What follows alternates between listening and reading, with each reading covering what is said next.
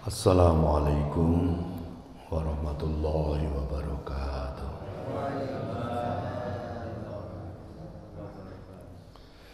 Bismillahirrahmanirrahim. Alhamdulillahirabbil alamin wa bihi nasta'inu ala umurid dunya waddin. Wassallallahu ala sayyidina Muhammadin khatamin nabiyyin wa ala alihi wa sahbihi ajmain, amma ba'du. Fayal hadirun, Bapak Ibu yang saya hormati, sepuh bin sepuh yang saya muliakan, syukur alhamdulillah di subuh kali ini kita masih diberikan kenikmatan dari Allah Subhanahu wa taala, nikmat yang sangat besar, yaitu nikmatul iman wal Islam, sehat wal afiat, taufik serta hidayah. Sehingga di subuh kali ini kita dimudahkan oleh Allah Subhanahu wa taala hadir di masjid ini untuk melaksanakan sholat subuh berjamaah, dan insyaallah kita akan teruskan dengan kajian subuh kitab Riyadhus Shalihin. Mudah-mudahan apa yang kita lakukan dihitung ibadah dan diterima oleh Allah Subhanahu wa taala. Amin. Salawat serta salam kita hadiahkan kepada Nabi kita Nabiullah Muhammad sallallahu alaihi wasallam. Mudah-mudahan dengan salawat salam yang selalu kita hadirkan kepada beliau, kita semua diaku umatnya, dan mudah-mudahan kita semua mendapat syafaatnya. Amin ya rabbal alamin. Bagaimana Pak kabarnya subuh ini? Alhamdulillah bi khair. Semuanya sehat Pak ya? Alhamdulillah sehat. Kantong sehat kantong? Alhamdulillah. Ya, subuh ini kita teruskan di bab hubillah, masih yang meneruskan bab kemarin, yaitu bab fadlul hubbi fillahi wal khithi alaihi dan seterusnya, itu yang ke-46. Ini 46 dan 47 itu mirip. Kalau ini cinta karena Allah, yang ke-47 itu tanda-tanda cinta karena Allah, itu dalam bab yang berbeda. Yang bab ke-6 ini di dalam hadis di kitab Nuzhatul Muttaqin, itu di hadis yang ke-377. Tapi dalam kitab yang asli yang ini itu adalah hadis yang ke-376. Jadi ada selisih satu. Wa an Abi Hurairah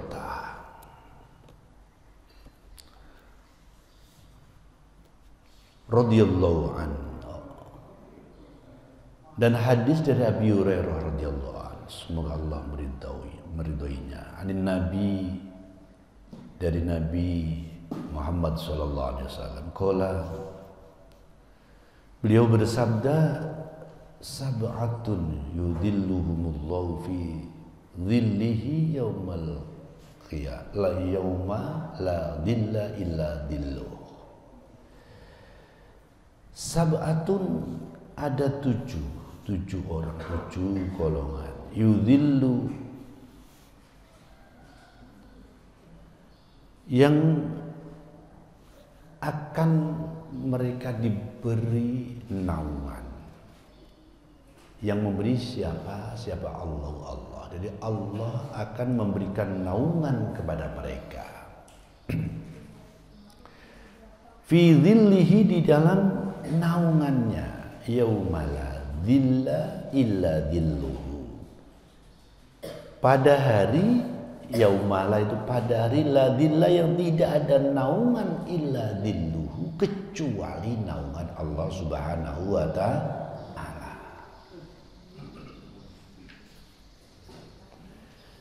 Yang pertama, imamun adilun, imam yang adil. Imam yang adil maksudnya adalah pemimpin yang adil. Jadi imam itu artinya asalnya itu pemimpin.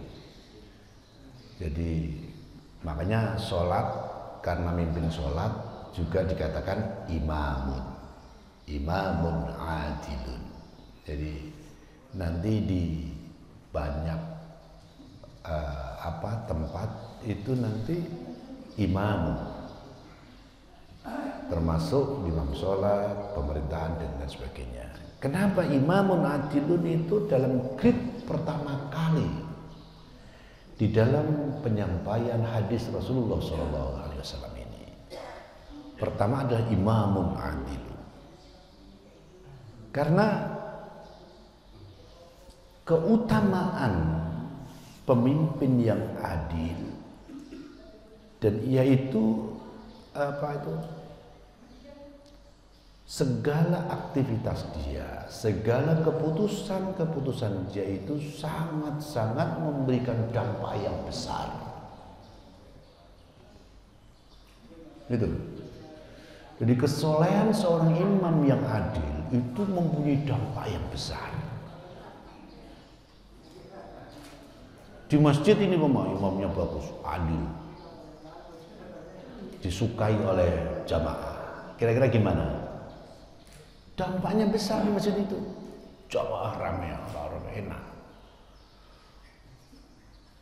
Ya, kalau dia itu galak sama jamaah, sama semuanya, kalau pada geger malu, pada pulang semua. Bocah-bocah pada lari-lari nggak adil cara mensikapinya, bisa hilang semua. Nah gitu.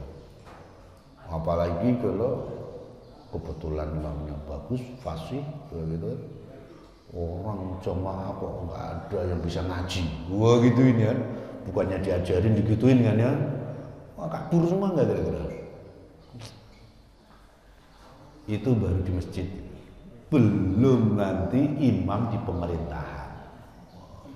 Itu dampaknya besar sekali itu. Makanya yang pertama kali, grade pertama kali yang Rasulullah sampaikan, yang bakal mendapatkan naungan dari Allah, yang dimana hari itu tidak ada naungan selain naungannya, adalah imamun adilun. Jadi di grade 1 itu otomatis yang paling the best, gitu. Dampaknya yang paling bisa dirasakan. Kemudian wasyabun nasya'a fi ibadatillahi azza wa jalla. Ini adalah seorang pemuda, syabun. Ya. Syabun, pemuda yang tumbuh. Syabun nasya'a, seorang pemuda yang tumbuh fi ibadatillahi, dalam beribadah kepada Allah azza wa jalla. Jadi biasanya orang tekun ibadah itu pemuda atau tua-tua? Tua-tua ya kan? Ada seorang pemuda, kalau dia mau beribadah kepada Allah di waktu mudanya, itu sudah luar biasa itu. Lah kalau orang tua mah sudah pensiun di masjid terus, biasa ya kan? Nggak ada yang bisa dilakukan, gitu kan? Mau kerja, tulang datar rapuh, ya kan? Mau nongkrong sweet di perapatan udah nggak pantas, ya kan? Ya gitu kan, masa tua-tua masih sweet di pinggir jalan kan? Apa ada juga? Ada mas, ada juga ya. Wah itu mah topet lah, udah kalau 40 ke atas udah mulailah gitu. Jadi syabun, jadi kata-kata sabun itu juga sama dari asalnya itu orang muda. Orang muda itu identik dengan wangi, ya kan? Cerah, menyenangkan dilihat. Makanya namanya juga syabun. Glowing, ya kan? Wangi, ya kan?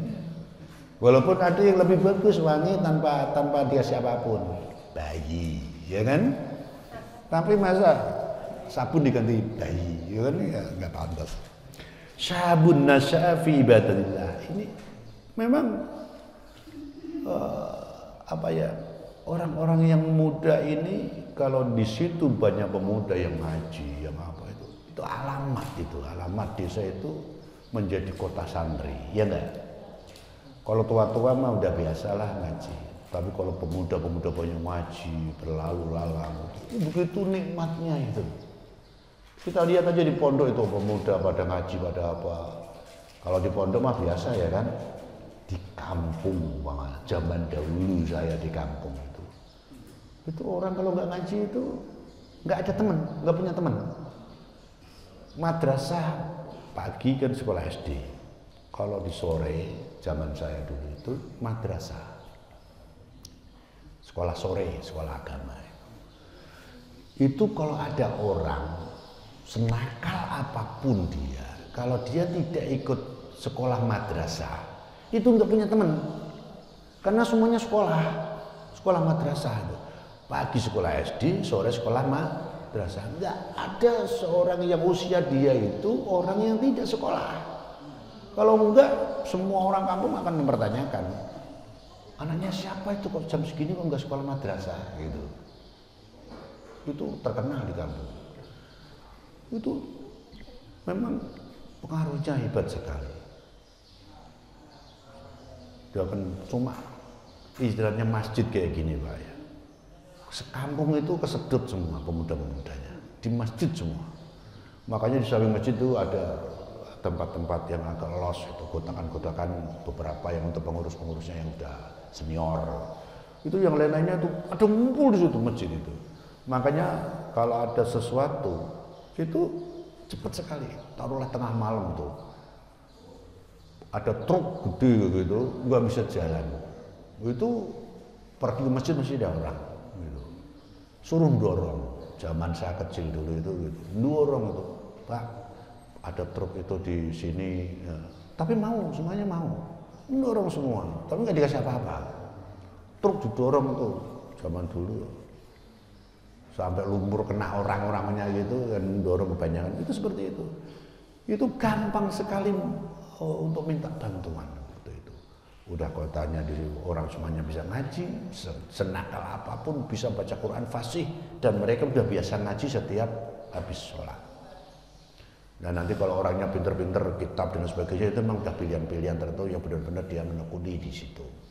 Tapi kalau cuma baca Al-Quran, ngapalin, Waqiah, Al-Mul, Al-Kafi, itu udah biasa santapan sehari-hari. Udah biasa hafal. Ada yang apa Al-Mulk, Yasin gitu.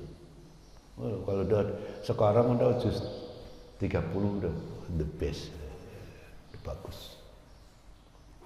Itu makanya di sini dipuji seorang pemuda yang dia tumbuh di dalam beribadah kepada Allah Azza wa Jalla.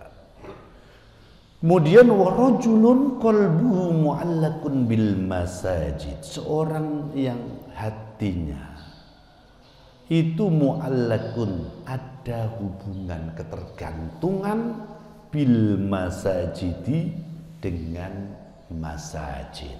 Ini rada-rada aneh nih, masajid bukan bil masjidi, bukan dengan masjid tapi masajid, masjid. Jadi ini bentuk jamak, bukan bentuk mufrad masjid. Kalau masjid berarti kan Bapak di sini ketergantungan dengan masjid sini. Tapi umat Islam itu bil masajid, dengan masjid-masjid. Beda dengan agama lain yang dia beribadahnya di suatu tempat khusus, betul nggak? Nggak pindah-pindah, betul nggak? Dia pindah kemana itu masih aja sana tuh. Waktu dulu ada tuh di sana ya di sana gitu kan. Itu menyusahkan orang.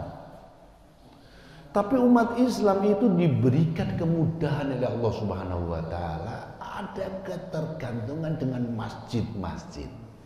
Bapak pas di sini berkunjung ke saudara, pas Jumatan. Bisa Jumatan di sini. Kalau yang lain gimana? Hari Minggu toh. Ya kan? Dia tidak bisa meluangkan waktu itu enggak. Karena dia taruhlah dulu asalnya di mana, Jakarta Timur atau Jakarta Barat atau Jakarta Utara. Dia nanti akan ke sono. Betul enggak, Pak? Ada yang saudara-saudara yang kenal teman begitu kan? Tempat ibadahnya sudah ditentukan di mana dia dulu itu masuk. Tapi kalau umat Islam begitu mudahnya. Makanya ini bapak-bapak bisa itu berkunjung ke sana kemari. Masjid sini, Jumatan di masjid sono. Biar kenapa? Tidak ada ketergantungan, apalagi pas acara di sana, oh bisa di sini, aja di sini. Karena dengan seperti itu maka umat Islam akan memberikan wawasan yang luas kepada saudara-saudara di sana itu ada teman-temannya. Suatu saat ketika melihat oh di sana ternyata masjidnya itu belum dibangun. Banyak kan kadang-kadang masjid itu disumbang oleh orang luar yang pernah datang ke situ, ya kan? Itulah hebatnya dengan redaksi hadis, yaitu bil masajidi, bukan bil masjidi. Kalau bil masjidi dengan satu masjid, bil masajid itu artinya itu ada ketergantungan. Oh sudah duhur nih, salat ke masjid, ya kan? Walaupun sekecil apapun kita itu kalau sudah biasa sholat jamaah itu begitu. Tapi kalau tidak biasa jamaah biasanya Allahu Akbar, santai aja habis turun. Di sini saya mau sholat itu tempat sholat di mana di rumah itu gitu. Kiblatnya di mana? Nanya-nanya kan? Tapi kalau di masjid kiblatnya udah jelas kan? Nggak usah kiblatnya kemana Pak? Wah ya, kalau di masjid itu kiblatnya nggak ngerti, udah ada berimaman udah apa gitu kan. Tapi kalau di rumah masih nanya. Kalau dia gengsi nggak ngerti gitu, nggak nanya. Pak, kiblatnya salah, gitu kan? Oh salah ya, menjawab begitu, bukannya terus kemana itu. Kadang-kadang fikihnya nggak ngerti, dia nggak ngerti, yang punya rumah juga tidak ngerti fikihnya. Ketika orang sholat, ngadep ke timur, oh itu ke timur Pak, ke barat, gitu kan? Oh iya, gitu kan? Yang sholat jawabin begitu, ke balik begitu, jawabin orang sholat, kata apa? Ya kan? Orang sholat jawabin kan kalau Pak kiblatnya Pak, kalau laki-laki ya diantar ke sana, kiblatnya ke sana, cepet aja begini nggak usah dijawab. Oh iya salah ya, yaudah ngulang lagi dibatalin gitu kan.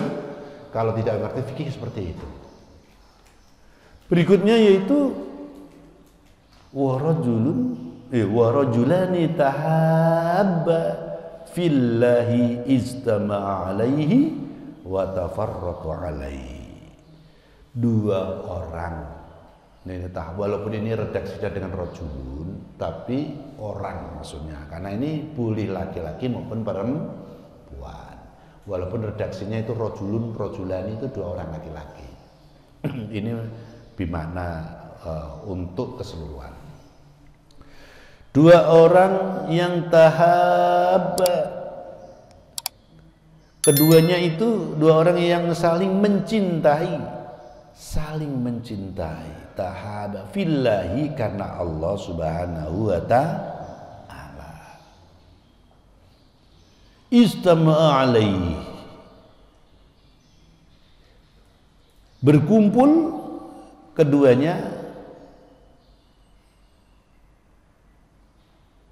wa tafarraqu alaihi, dan berpisahnya pun karena Allah Subhanahu wa ta'ala. Kumpul karena Allah, pisah juga karena Allah. Enak kan di situ kan? Kira-kira gimana itu? Adakah atau kita istilahnya itu ngerasain diri kita? Betulkah ketika kita itu berkumpul dua orang, kumpul pisah itu karena Allah, atau karena mungkin ada niat-niat tertentu? Ada apa yang namanya? Ada udang di balik bakwan, gitu kan? Ya ada begitu kan? Wah bisnis apa.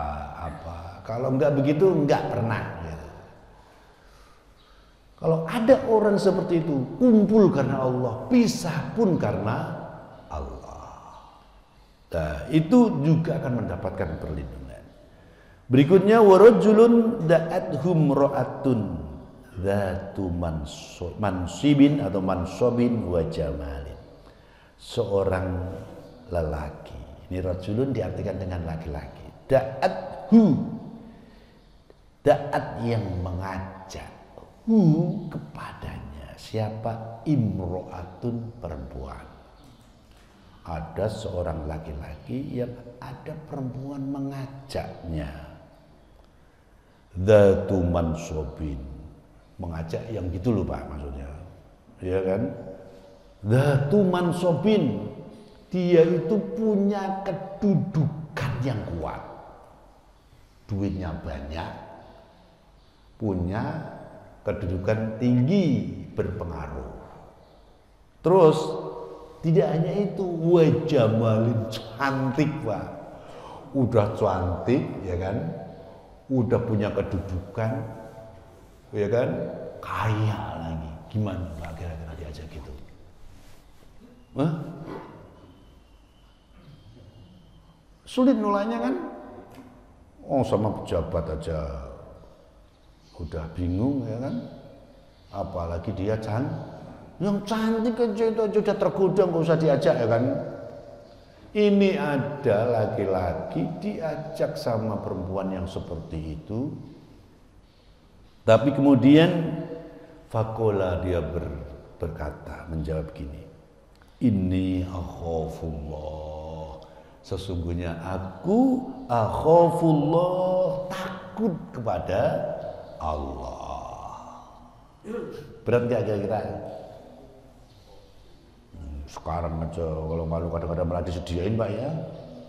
Di hotel berapa, hotel bintang 5, bintang 10 ya. Di sana udah disediain kalau itu pejabat-pejabat yang kesana kemari ya kan.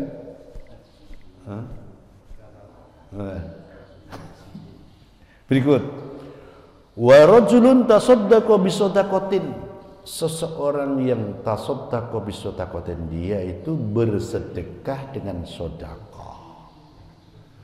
Fa akhfaha, kemudian dia itu mensamarkannya.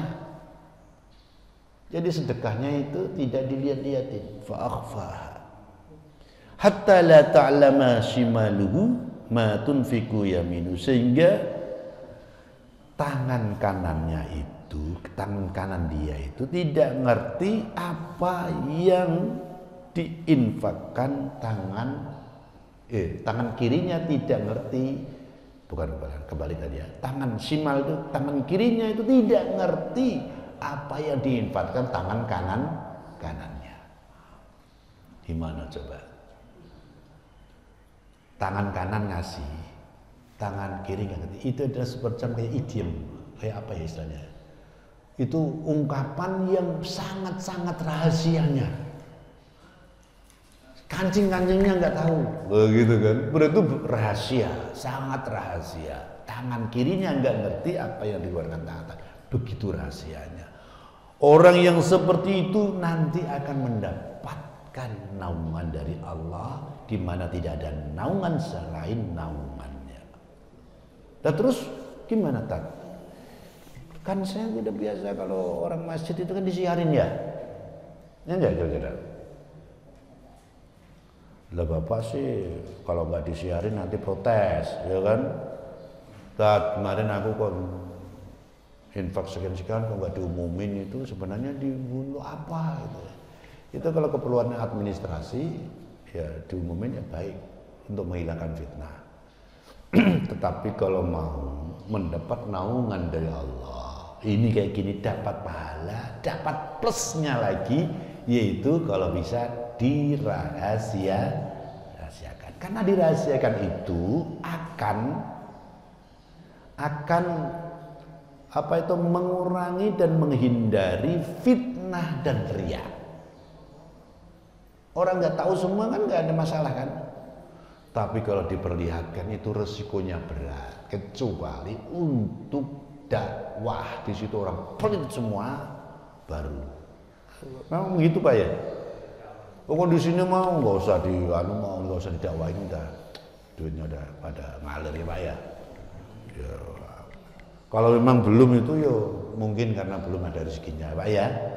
Kalau rezekinya banyak mah insya Allah lah. Nanti tahu-tahu duit banyak kotak penuh gitu kan, masya Allah. Nah, itu kan bagus sekali itu. Kemudian yang berikutnya, warajulun dzakarallaha khaliyan fafadat ainahu, seorang laki-laki atau seseorang yang dia itu ingat kepada Allah, zikir kepada Allah, khalian halih nyepi. Khalian itu kholwat ya Pak ya, kholwat nyepi, zikir, ingat kepada Allah, fafadat ainahu, kemudian kedua matanya itu mengalir air matanya. Pernah kholwat itu? Hah? Bapak pernah nggak kholwat? Ngerti kholwat nggak? Seakan-akan kalau orang kholwat itu orang aneh ya. Taruhlah seminggu Bapak itu luangkan waktu sehari, itu Bapak itu khusus untuk berzikir kepada Allah. Wah, sholat ini, sholat itu, berzikir, ya Allah, dalam seminggu ini aku dosanya banyak ya Allah, astagfirullahaladzim, nangis gitu. Bisa begitu nggak? Ah, belum ya? Oh, udah tua juga belum. Sekarang digituin, ada lah waktu khusus, kalau belum sehari 1 jam, 2 jam, gitu. Waktu masjid nggak ada orang sama sekali, sepi, di atas nggak ada orang kan? Oh itu. Atau dibuat kamar sendiri di rumah mihrab, kholwat, nyepi. Insya Allah kalau seperti itu nanti itu Bapak itu biasa curhat kepada Allah. Curhatnya pas waktu kholwat, curhat kepada Allah Subhanahu wa ta'ala. Biasa curhat kepada Allah apa kepada orang lain? Orang lain loh, orang sumpek gitu kan. Curhat ke orang lain. Orang lain itu juga sumpek juga. Gimana Pak? Jadi apa kan? Sama-sama sumpek berjamaah gitu. Akhirnya sama-sama dua-duanya nangis bareng bareng. Masya Allah, aku juga gitu. Aku di rumah juga kan. Wah, aku juga itu nggak bisa ngasih duit minggu ini di rumah itu. Wah, istri udah cemberut melulu gini pergi. Sama-sama nasibnya, nasib seperjuangan. Akhirnya apa, ngumpul dongkrong, bukannya kholwat malah di pinggir perapatan. Gitu kan akhirnya kan. Lah kalau ini ada orang dia itu di tempat sepi, dia kemudian kholwat, berzikir kepada Allah, mau istighfar, mau tasbih, mau apa, silakan. Kemudian matanya, kedua matanya berlinang, ya kan? Orang yang seperti itu masya Allah, Allah itu malu ada orang yang berzikir, terus kemudian mengingat kepada Allah, keluar air matanya, kalau harus nyiksa, ya kan? Dosanya banyak enggak? Allah itu kan maha adil, maha pengampun kan? Dosa, gimana enggak? Orang dosa itu dikasih resep untuk taubat, ya kan? Nanti bakal dimasukin ke dalam surga, diampuni, coba. Hebat sekali kan? Ya seperti itulah. Satu lagi nih, hadis yang pendek ya. Biasanya jam berapa itu? 4:03. Ini baru 25 ya? Masih lah. Lambat. Kurang berapa? 12 menit. Ya ada satu hadis ya. Innallaha ta'ala yaqulu. Ini hadis muttafaqun alaih tadi. Itu hadis sangat populer itu waktu di tarawih biasanya itu sering keluar itu.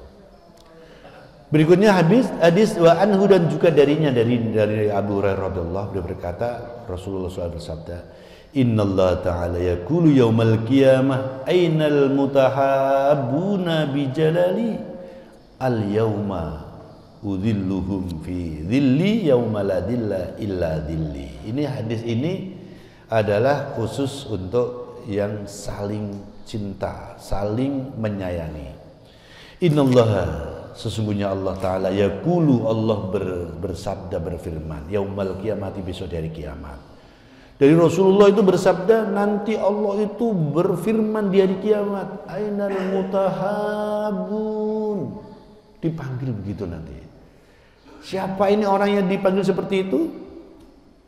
Yaitu orang yang tadi dia cinta kepada Allah, kumpul karena cinta kepada Allah, pisah juga karena Allah.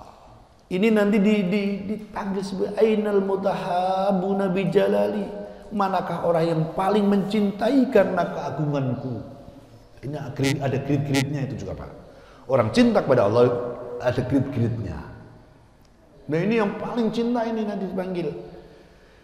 Manakah orang yang saling mencintai karena keagunganku? Orang-orang yang betul-betul mencintai karena aku. Dapat semua nanti. Kemudian al-yauma, pada hari ini, udhilluhum fi dhilli. Aku menaungi mereka dalam naunganku. Yauma la dhilla illa dhilli. Di hari dimana tidak ada naungan melainkan naunganku sendiri. Hadis ini rawahu Muslim, hadis riwayat Imam Muslim. Itu.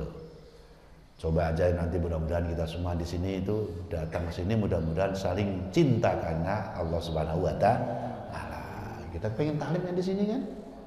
Kumpul di sini cinta karena Allah, mau taklim.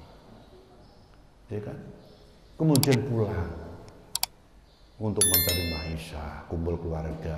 Bukan karena kita tidak kepingin tumbuh di sini selamanya, tapi karena juga pisahnya adalah karena Allah, karena melaksanakan kewajiban yang lain karena Allah Subhanahu wa taala. Mudah-mudahan kita semua nanti termasuk orang yang al-mutahabun ya. Nanti kumpul di sana kayak gini-gini Pak, Masya Allah. Ngobrol-ngobrol di sana tuh. Kayak gini ya. Tahu nanti kalau bapak-bapak kayak gini ya, ngumpul begini, ternyata kok saya nggak ada Pak, nanti dipanggil Pak, ya Allah, Ustaz dulu saya itu ngaji di sana itu kok sekarang nggak ada, nggak bisa kumpul kamu, nggak ada ya Allah, ampuni dia ya Allah, di mana orangnya ya Allah, kali saya itu ngomong tapi belum tentu baik kan, nanti dicari Pak ya, kali nanti saya gosong di mana gitu kan, ini ya Allah Ustaz saya gosong gitu kan, dia orang-orang yang nanti soleh-soleh kan bisa nanti saling mengenal, saling memberikan syafaat. Mudah-mudahan kita semua nanti kumpul nanti di hari kiamat nanti di surganya Allah Subhanahu wa taala. Amin ya Tuhan. Ada yang ditanyain. Monggo. Waalaikumsalam warahmatullahi wabarakatuh.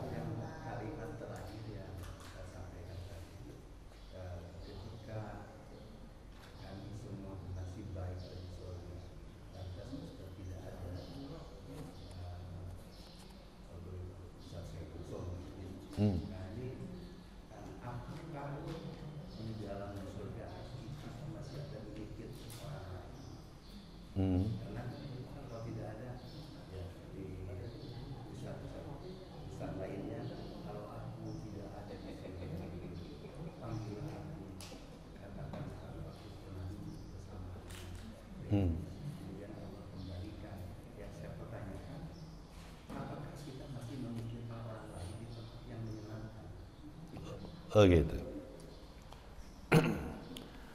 Apakah kita itu masih memikirkan orang lain di tempat menyenangkan?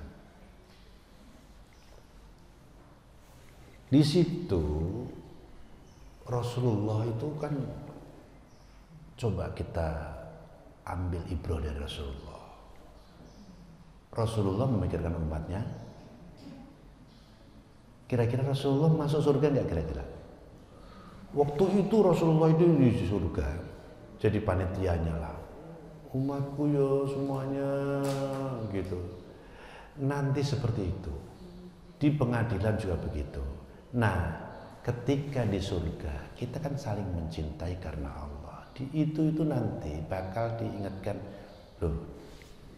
Di surga itu Pak, bukan makan minum nggak ngomong. Kayak kita bercakap-cakap bercanda-canda. Dulu kayaknya ada ustadzku gini, orangnya gini-gini, kok nggak pernah lihat ya? Bercanda ria seperti itu, saling berbicara waktu dulu di dunia ini. Enak di sono kalau mau, ya. Nah, seperti itu permintaan orang ahli surga itu lebih Allah kabulkan daripada mengecewakan orang ahli surga. Betul enggak? Makanya nanti orang anak itu bisa mensyafaati orang-anak yang pintar ngaji, hafal Quran atau apa gitu kan. Nanti kan bisa menolong orang tuanya. Betul enggak? Kira-kira mikir enggak? Bukan dalam arti cuek, enggak. Justru orang-orang yang dia itu karena cintanya kepada Allah, dia pasti akan terpikir itu. Dalam arti karena cinta kepada Allah. Kan orang itu dosa itu kan nggak nyangka kita. Kadang-kadang kepleset, kadang apa kan diganjar juga semuanya. Bapak lebih duluan, umpama. Ya mereka mungkin nanti juga masuk, tapi dicuci dulu gitu kan. Oh belum nyampe sini dia masih dicuci, digosok atau apa gitu kan, biar clean nanti, begitu kan. Jadi prosesnya ketika masuk surga itu beda-beda. Ada yang cepat, ada yang sedang, ada yang lelet, ada yang apa. Nah gitu kira-kira kan begitu kan. Ada yang merangkak, ada yang terbang seperti kilat, gitu kan. Jadi orang tuh cepet-cepetan. Nanti kita dulu pernah hadis yang saya sampaikan di Siratal Mustaqim ada lainnya seperti ini, ada yang begini. Bahkan ada orang yang merangkak itu berat, itu nanti ada cantelan seperti Bapak pernah lihat orang jualan daging, kayak pancing gitu loh Pak. Ada pancing begini nanti, apa itu kelamaan itu cantol begini, dicepetin ke sono. Tapi kalau bisa cepet cantol juga bisa nyono. Kalau enggak jatuh dari kail ini jatuh ke dalam neraka. Kelamaan nanti belakangan nanti gitu. Mau digituin. Ngeri juga kan. Dan proses yang seperti itu nanti di sana itu akan bercakap-cakap, berdialog. Orang ahli surga itu seperti itu. Berdialog, ya Bapak anu. Tapi itu tadi yang benar loh, yang mereka itu adalah saudara seiman istilahnya. Nanti akan saling mengingat karena dia di sini saling cinta dan mengingat karena Allah Subhanahu wa Ta'ala. Kecuali kalau di dunia ini sudah cuek. Bapak sama anak udah cueknya bukan main, tidak pernah mendoakan. Udah mungkin beda keyakinan, beda apa gitu ya. Terputus. Maka nanti juga tidak akan ada memori seperti itu. Tapi kalau bapak sekalipun anak itu nakalnya kayak apa, bapak masih mendoakan. Di sono memorinya masih ada. Ya Allah anakku dulu. Atau seorang anak, ya Allah bapakku dulu ahli maksiat.